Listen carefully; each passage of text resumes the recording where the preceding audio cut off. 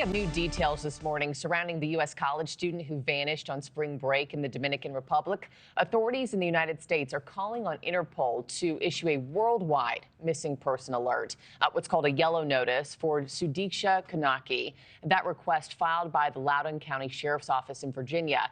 New overnight, Dominican police say that they're expanding their surveys of nearby surveillance cameras and re-interviewing people who were with or may have seen the 20-year-old, including hotel staff.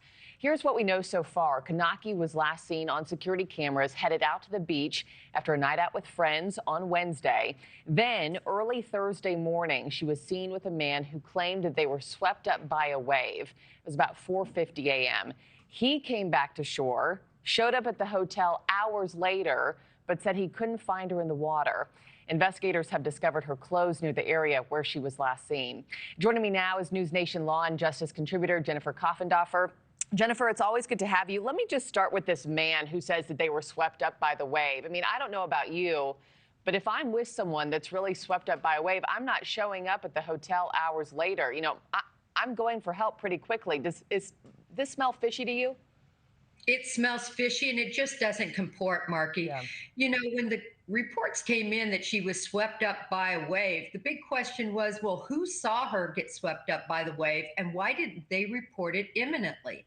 Search crews could have been out there right away. She wasn't reported missing until 4 o'clock, 12 hours almost later.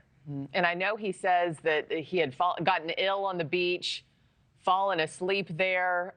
So I'm interested to see what more he has to say. I know the Loudoun County Sheriff's Office in the United States is asking for this yellow notice, global missing person alert. What's the advantage of doing so, and is that the right move? Well, this is the right move because we really don't know what happened to her. Could she have been trafficked? Could she be someplace else? This way, everyone is on notice in terms of enforcement units throughout the world as to this girl being missing. Yeah. I know yesterday there were reports also surfacing that it was a possible drowning. You know, authorities were throwing that out. Are you buying that, Jennifer? I'm not buying it right now. The problem is there's no evidence of that. Are we to really believe this stranger, this young man who was escorting her on the beach, and then all of a sudden he passes out in a chair and she's not seen again? It's not lining up, especially when you consider the wave issues. This was not high tide. I find the whole thing to have no merit right now. I know her family has expressed concerns about possible foul play, including kidnapping, human trafficking. How should investigators balance these concerns from her family with this current theory suggesting a possible drowning?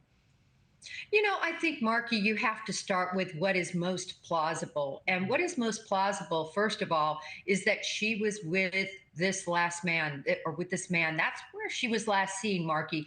We have to start with him, assume the worst, and then go from there.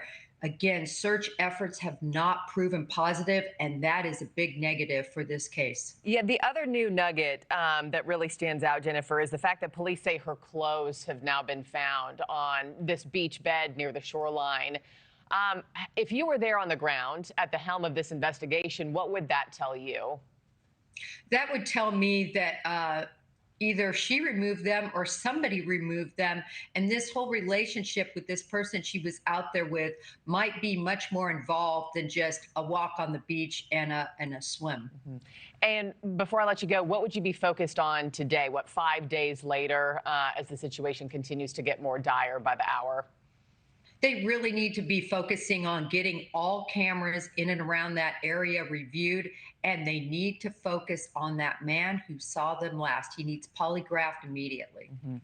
Well, we know a lot of U.S. agencies, foreign authorities are working in tandem on this one. We'll see if we get any clarity, new answers throughout the day. Jennifer Coffindaffer, thank you for being here, my friend, as always. Appreciate it. Thanks for watching, everybody. Go to joinnn.com to find NewsNation on your television provider. Also, don't forget to click that red subscribe button below to get more of NewsNation's fact-driven, unbiased coverage.